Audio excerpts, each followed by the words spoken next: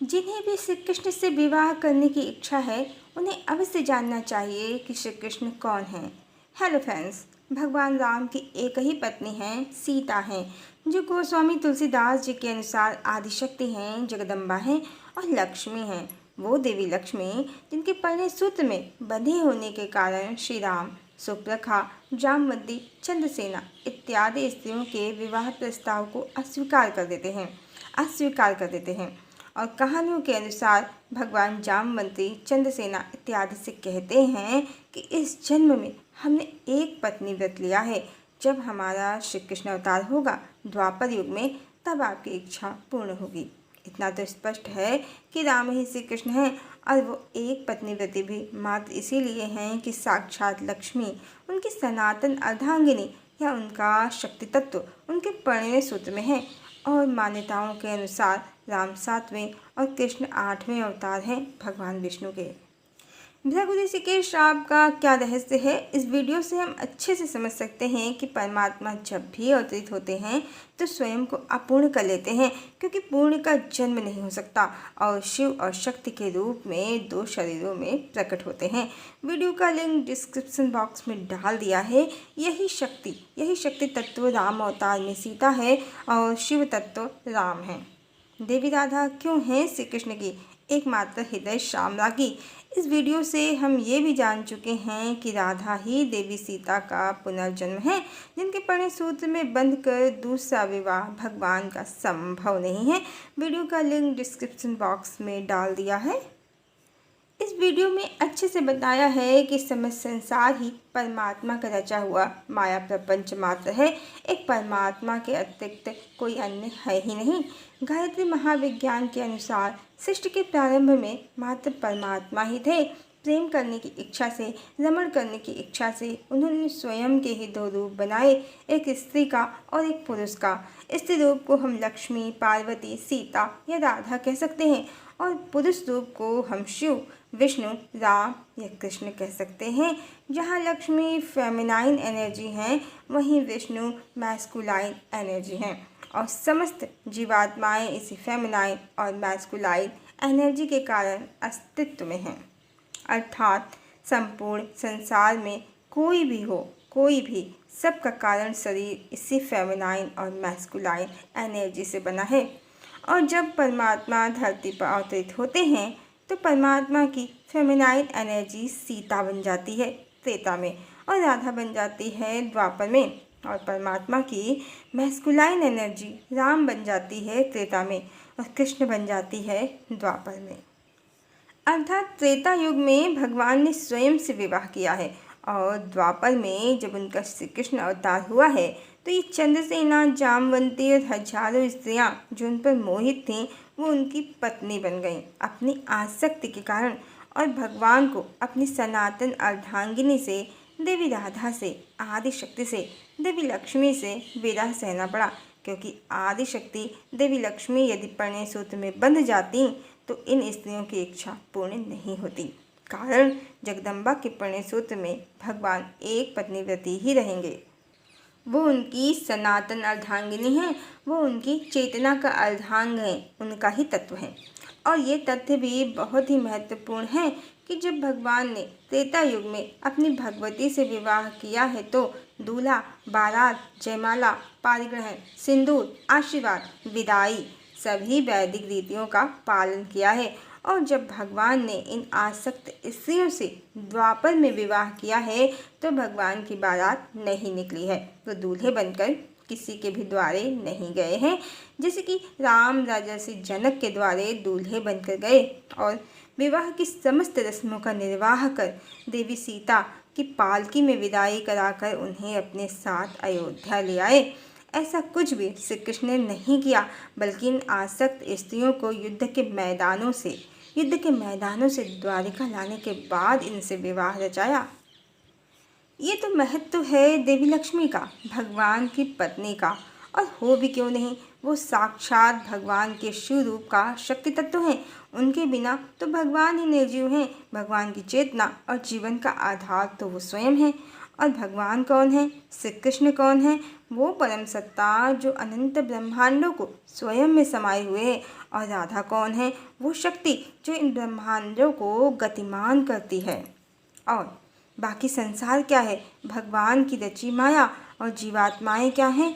हम क्या हैं? भगवान के रचे माटी के पुतले, जिनका अस्तित्व भी परमात्मा पर ही निर्भर है, जिनकी चेतना का कारण ही देवी राधा कहें या लक्ष्मी कहें, यह शक्ति तत्व ही है।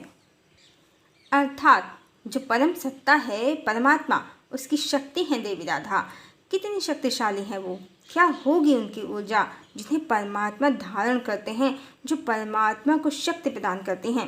कहने का उद्देश्य मात्र इतना ही है कि परम शक्ति है देवी राधा और इसीलिए परमात्मा की अर्धांगिनी है, साक्षात परमात्मा का स्त्री रूप है वो। बंगाल के प्रसिद्ध संत कृष्णदास कहते हैं, राधा पूर्ण शक्ति, कृष्ण पूर्ण शक्तिमान, द्वि वस्तु भेद नाही, शास्त्रेण प्रमाण। राधा परम शक्ति हैं, पूर्ण शक्ति हैं, आदि शक्ति हैं और कृष्ण परम ब्रह्म हैं। और सभी जीवात्माएं, चाहे जीव जंतु चाहे स्त्री पुरुष, सबका शरीर भी देवी राधा पर निर्भर है। क्या सच में कोई जीवात्मा इतनी योग्य है कि जिससे श्री कृष्ण को, परम ब्रह्म को विवाह करना चाहिए? या किसी जीवात्मा में वो शक्ति है जो परमात्मा को शक्ति प्रदान करे, परमात्मा उसे धारण करें? जीवात्माएं तो परमात्मा का प्रतिबिंब है, पूर्ण प्रतिबिंब है। और जिस तरह मीराबाई ने स्वयं की चेतना में परमात्मा के पूर्ण प्रतिबिंब को जानकर भक्ति से, समर्पण से ईश्वर को प्राप्त किया है, उस मार्ग से ही परमात्मा प्राप्त होंगे, पूर्ण परमात्मा प्राप्त हो जाएंगे। क्योंकि मीरा तो परमात्मा में विलीन हो गई हैं, मुक्त हो गई हैं। वो कोई सांसारिक स्त्री नहीं है जो श्री कृष्ण की पत्नी बनना चाहती थी। वो ज्ञान आत्मा थी। उन्होंने किसी देहधारी श्री कृष्ण से ब्याह की इच्छा नहीं की थी, बल्कि परमात्मा से प्रेम किया था, तब उन्हें प्राप्त किया। स्वयं को मिटाकर हरि ही बन गई वो। कहते हैं ना, जब मैं था तब हरि नहीं, जब हरि तब मैं नहीं। और कबीरदास क्या कहते हैं? वो कहते हैं, प्रेम गली अति साकरी, जामे दो न समाए। यदि परमात्मा से शादी करनी है तो फिर स्वयं का अस्तित्व गंवाना होगा, यही शर्त है। श्री कृष्ण कोई बॉलीवुड के हीरो या मॉडल या सांसारिक पुरुष नहीं है कि जो चाहे उन्हें रिझा ले। वो परम तत्व हैं, उनसे विवाह का मतलब उनमें विलीन हो जाना है। ये तो मिलावटी ग्रंथों की चटपटी कहानियों ने भगवान का स्वरूप बिगाड़ दिया और काल्पनिक गोपियों को और श्री कृष्ण की रानियों को उनकी प्रेमिका बताकर मनगढ़ंत कामुक कहानियाँ बनाकर श्री कृष्ण को रसिया बना दिया। कि आज कलयुग की ऐसी काली माया हर तरफ व्याप्त हो गई है कि लड़कियां और स्त्रियां मेकअप फैशन करके नाच गा रही हैं और सोच रही हैं कि श्री कृष्ण उनसे शादी कर लेंगे और गोलोक में खाने पीने मौज मनाने का उनके लिए पूरा इंतजाम कर देंगे। पर ये मात्र उनका दिवा स्वप्न है, क्योंकि ऐसा कोई गोलोक नहीं है, बल्कि गोलोक स्वयं परमात्मा है, जहाँ जीवात्मा परमात्मा में विलीन हो जाती है। गायत्री स्तवन के अनुसार यन्मंडलम सर्वगतस्य विष्णु आत्मा परम धाम विशुद्ध तत्वम। वास्तव में परमात्मा विशुद्ध तत्व है, विशुद्ध चेतना है। यह संसार माया का है, सत्य नहीं है। और यह संसार मात्र परमात्मा की एक इच्छा का, संकल्प का परिणाम है। जैसे ही वो इच्छा समाप्त होगी, हम नहीं रहेंगे। इस तरह 3 स्थितियां हैं श्री कृष्ण से विवाह की। प्रथम तो जैसे त्रेता में उनके देह और रूप पर जो स्त्रियां आसक्त हो गई थीं, वो द्वापर में उनकी पत्नी बन गई। पर मात्र माया के संसार में, भौतिक जगत में वास्तव में वो उन्हें प्राप्त नहीं कर पाई। क्योंकि साथ में उठना बैठना, खाना पीना, जागना सोना किसी को प्राप्त करना नहीं है। लीला पूर्ण होने पर भगवान अपने सच्चिदानंद स्वरूप में, ओंकार स्वरूप में पुनः विलीन हो गए और ये सभी आसक्त स्त्रियां यहीं रह गईं।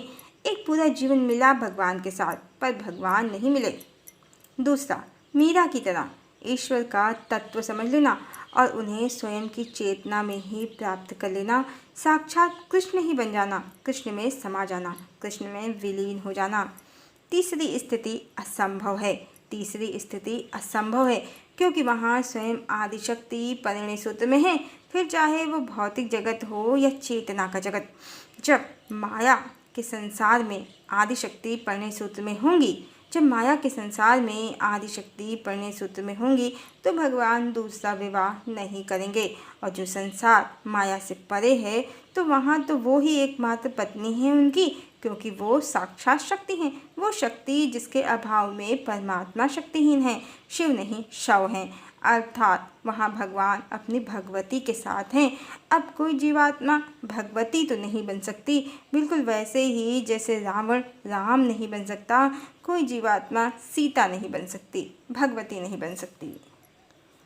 अब जो भी श्री कृष्ण का वास्तविक स्वरूप नहीं जानते हैं और परमात्मा को अंडर एस्टिमेट करते हैं और उनसे विवाह की कामना करते हैं, जिसके लिए मेकअप, फैशन, नाच गाना करते हैं, तो ये मिलावटी भोगवादी कहानियों को सुनने के कारण उनके दिमाग की कोडिंग ही ऐसी हो गई है और कलयुग की माया में फंसकर वो पागलों की तरह व्यवहार करते हैं और कृष्ण उन पर बहुत हंसते हैं।